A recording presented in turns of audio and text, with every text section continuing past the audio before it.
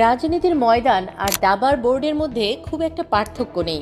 এখানে চাল ভুল হলে অস্তিত্ব বিলীন হয়, আর সঠিক চালে ইতিহাস লেখা হয়। দীর্ঘ 17 বছরের নির্বাসন, হাজারো চড়াই উতরাই, কিন্তু 2024 ডিসেম্বরে বাংলাদেশের আকাশে বাতাসে এখন একটাই প্রশ্ন: রাজপুত্রের প্রত্যাবর্তন কি তবে সব সমীকরণ বদলে দেবে?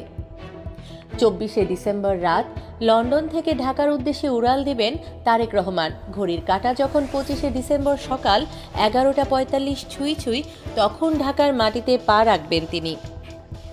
কিন্তু এটা কি শুধুই ফেরা, নাকি এক সুনিপুণ মাস্টার প্ল্যানের বাস্তবায়ন? এক চালে কি তবে সত্যিই ধসে যাবে প্রতিপক্ষের দুর্গ? আজ ফাঁস হবে লন্ডনে বসে তৈরি হওয়া সেই গোপন নির্বাচনী ছক। জুলাই আগস্টের ইনসানিয়াত বিপ্লব বাংলাদেশের রাজনীতিকে এমন এক বিন্দুতে দাঁড় করিয়েছে যেখানে দাঁড়িয়ে পুরনো সব অঙ্ক আজ অচল। শেখ হাসিনা সরকারের পতনের পর যে শূন্যতা তৈরি হয়েছে, সেখানে আওয়ামী লীগ এখন নেতৃত্বহীন এক ভাঙা তরী। মাঠের রাজনীতিতে তাদের অস্তিত্ব এখন কেবল আইনি লড়াই আর আত্মরক্ষার বৃত্তে বন্দী।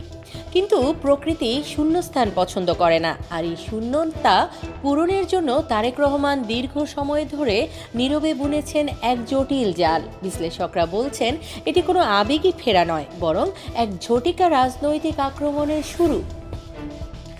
তারেক রহমান জানেন নির্বাচন জেতা চায় মাঠের কর্মীর ঘামে, তাই তিনি লন্ডন থেকে প্রযুক্তির মাধ্যমে সরাসরি যুক্ত হয়েছেন গ্রামের সাধারণ কর্মীর সাথে। তার প্রথম মিশন দলের ভেতরে সব বিভেদ মুছে ফেলা। তিনি সাফ জানিয়ে দিয়েছেন ব্যক্তি নয়, প্রতীকী শেষ কথা। প্রার্থীদের কাছে তিনি পোলিং এজেন্ট থেকে শুরু করে সোশ্যাল মিডিয়া ম্যানেজারের তালিকা চেয়েছেন। অর্থাৎ এবারের নির্বাচন হবে সেন্ট্রাল কমান্ডের অধীনে এক ডিজিটাল যুদ্ধ। আওয়ামী লীগের বিরুদ্ধে তারেকের বড় অস্ত্র এখন মনস্তাত্ত্বিক চাপ। তিনি স্পষ্ট বার্তা দিয়েছেন, বিগত সরকারের আমলে যারা অপরাধ করেছে তাদের বিচার হবেই। এই জিরো টলারেন্স নীতি আওয়ামী লীগের তৃণমূল কর্মীদের মধ্যে এক ধরনের ভয় আর অনিশ্চয়তা তৈরি করেছে। অন্যদিকে পশ্চিমা বিশ্বের কাছে তিনি নিজেকে একজন উদার ও গণতান্ত্রিক নেতা হিসেবে তুলে ধরেছেন, যা আন্তর্জাতিক মহলে তাকে বাড়তি গ্রহণযোগ্যতা দিচ্ছে। এবারে তুরুপের দাস হল 31 দফা রাষ্ট্র মেরামতের রূপরেখা। তারেক রহমান তরুণ প্রজন্মের নারী বোঝেন, তাই তার স্লোগান তরুণদের প্রথম ভোট ধানের শীষেই হোক। সাধারণ মানুষের কষ্ট লাঘবে তিনি নিয়ে আসছেন ফ্যামিলি কার্ডের ধারণা। এটি কেবল রাজনৈতিক প্রতিশ্রুতি নয়, বরং সাধারণ মানুষের রান্নাঘর পর্যন্ত পৌঁছানোর এক সুনিপুণ কৌশল।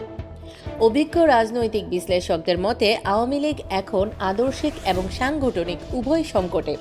বিএনপি যখন জাতীয় ঐক্যমত্যের সরকার গঠনের ডাক দিচ্ছে, তখন অন্য দলগুলো বিএনপির ছাতার নিচে যাওয়ার সুযোগ খুঁজছে। তারেক রহমানের এই ইনক্লুসিভ পলিটিক্স বা অন্তর্ভুক্তিমূলক রাজনীতি আওয়ামী লীগকে রাজনৈতিকভাবে একদম একা করে দিচ্ছে। প্রতিপক্ষ যখন ঘর গোছাতে ব্যস্ত, আওয়ামী লীগ তখন ঘর বাঁচাতেই হিমশিম খাচ্ছে। 25 ডিসেম্বর ফেরার ঠিক দুদিন পর, অর্থাৎ 27 ডিসেম্বর তিনি ভোটার তালিকায় নাম অন্তর্ভুক্ত করবেন। একজন সাধারণ ভোটার হিসেবে লাইনে দাঁড়ানো এটি কেবল একটি আইনি প্রক্রিয়া নয়, বরং কোটি মানুষের সাথে নিজেকে একীভূত করার এক চরম প্রতীকী চাল। এই দৃশ্যটি সোশ্যাল মিডিয়ায় যে আলোড়ন তুলবে, তার নির্বাচনী প্রচারণার অর্ধেক কাজ আগেই সেরে দিবে।